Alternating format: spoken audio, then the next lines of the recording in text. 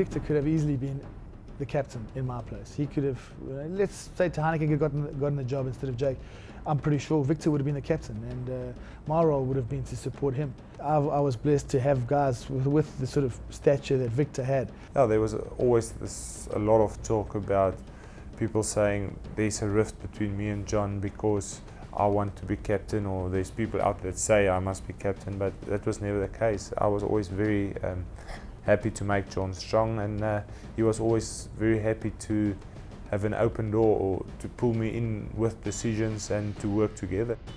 And they were very different. They're very different captains in a lot of ways, in that, you know, Victor had captained a provincial team. A lot of those players probably saw Victor as a bit of a different kind of leader. You know, John was unbelievably good in terms of motivating guys, and, you know, then leading from the front. You know, I think where Victor's leadership abilities off the field was just phenomenal.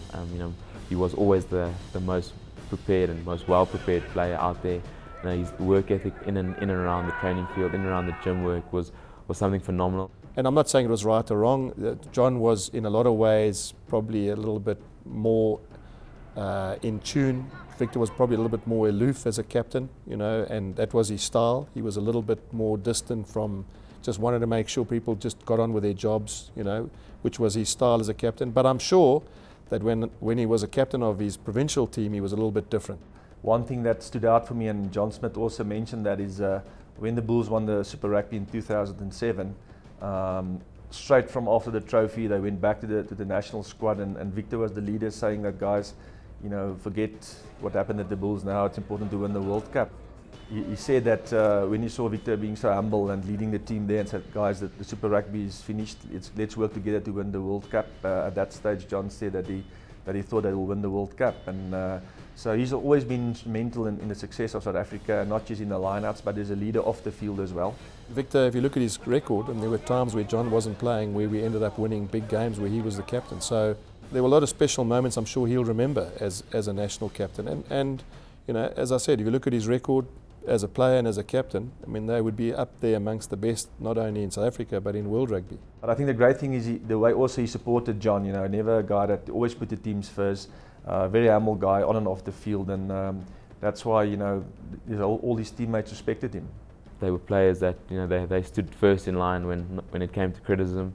You know, they'd shun away from the limelight when there was success, and, you know, they made sure that whatever happens, they'd be the first one there and they'd be the last ones to leave. It was an amazing 4-year journey, because in the group, a lot of people outside, I'm talking about perception, was that John and Victor were not, you know, were probably not thinking the same. But gee, I can tell you that there were a lot of times where they compared notes, shared ideas, bounced ideas off people that they had in their group that they felt was, you know, were influential. We became good mates.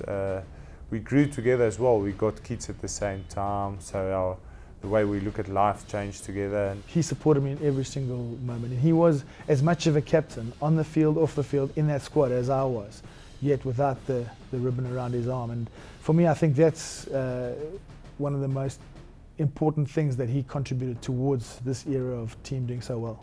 We really worked together, and especially the last 4 years, I think under Peter, where we had a little bit of more input. Myself, John and Peter were very close, where we sat and we planned about everything, and we worked through everything, and we were a very close team, actually, the three of us. As a package, those two, nobody will equal them in this country ever again. There will be a lot of players who will make 100 games after them, but it won't be the same. It will never ever be the same. I suppose in a lot of ways that's a lot of credit to who Victor was and who John was, because that's why we have programs like we have tonight, because they are special and they have achieved special things, and more importantly, they're going to become legends of rugby, and people will talk about those things forever. But they served the country so well that if you look at what they actually gave and left, they're not heroes only, they're icons.